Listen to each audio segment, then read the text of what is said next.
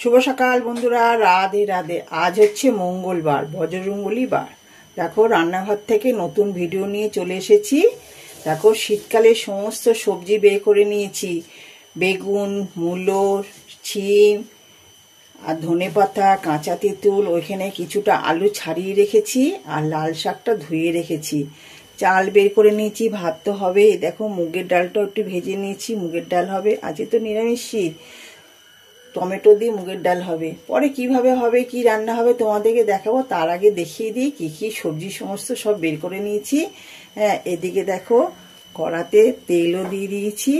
এই যে আলুটা কেটে নিয়েছি, নাতি নাতনির টিফিনের জন্য আলু ভাজা হবে, রুটি দিয়ে নিয়ে যাবে। এইদিকে দেখো সকালে আমার শীতকালে চাও হয়ে গেছে। তাহলে বন্ধুরা রান্না বান্না করি, আবার তোমাদের কাছে আসবো।